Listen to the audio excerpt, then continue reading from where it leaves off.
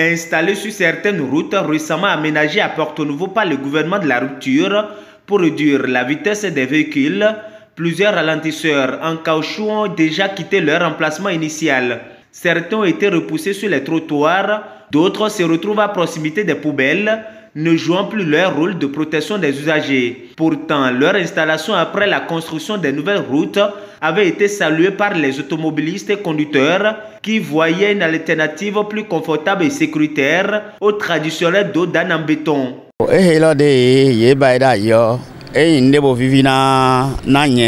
Ce ralentisseur qu'ils ont installé est très efficace, contrairement aux dos d'âne en béton qui, eux, obligent à freiner brusquement. Ce modèle est plus pratique et sécurisant. Si un conducteur ne maîtrise pas bien le passage, celui qui le suit risque de le percuter. Ce nouveau ralentisseur est donc préférable.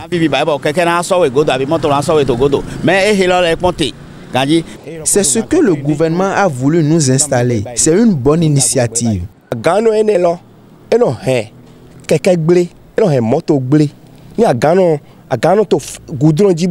Les dos d'âne en béton, eux, causent de nombreux dégâts aux motos et aux voitures.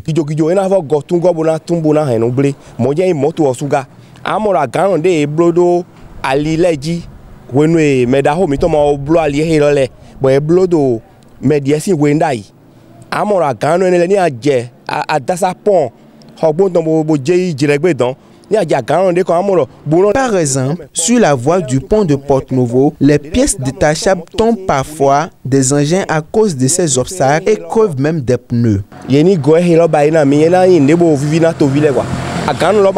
Mais en peu de temps, le constat est amer. Ces équipements sont devenus inutilisables. Bien que fabriqués dans une matière résistante, ne présentant ni fissure ni cassure, ils constituent aujourd'hui un danger. Ce n'est donc pas la qualité du caoutchouc qui est en cause, mais plutôt les conditions d'installation sur lesquelles il serait urgent d'interroger et de responsabiliser les services techniques en charge des travaux. Les conducteurs de taxi-moto, eux, tentent d'expliquer cet état de dégradation rapide par un manque de soins dans la pause initiale.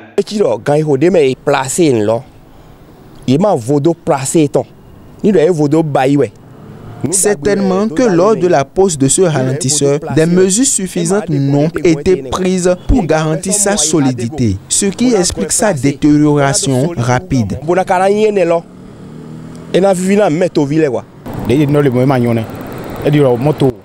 Pourtant, à son installation, nous étions tous contents et avions félicité les équipes.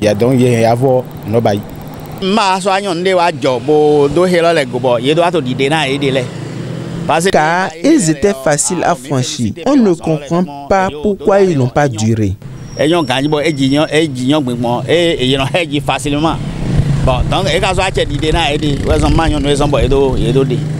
En se détachant de la chaussée, les pièces métalliques de fixation restées ancrées dans le bitume deviennent de véritables pièges pour les usagers, exposant cyclistes et automobilistes à des risques d'accident.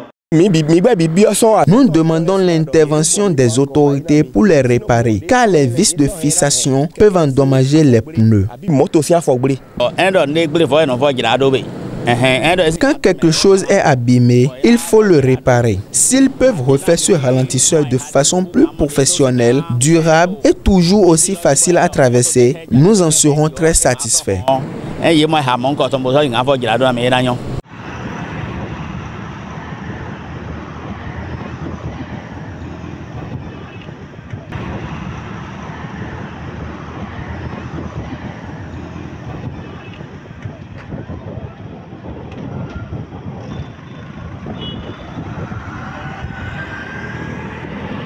Ces ralentisseurs avaient pourtant été conçus pour réguler efficacement la vitesse dans les zones urbaines et résidentielles, en particulier aux abords des écoles, parkings et lieux à forte fréquentation piétonne, offrant en principe une excellente résistance grâce à leur conception en caoutchouc. Ils auraient pu servir durablement si leur installation avait été réalisée selon les normes. Les usagers appellent aujourd'hui les autorités à trouver une solution durable et adaptée afin de garantir à la fois la sécurité des usagers et la longévité de ces dispositifs de modération de vitesse.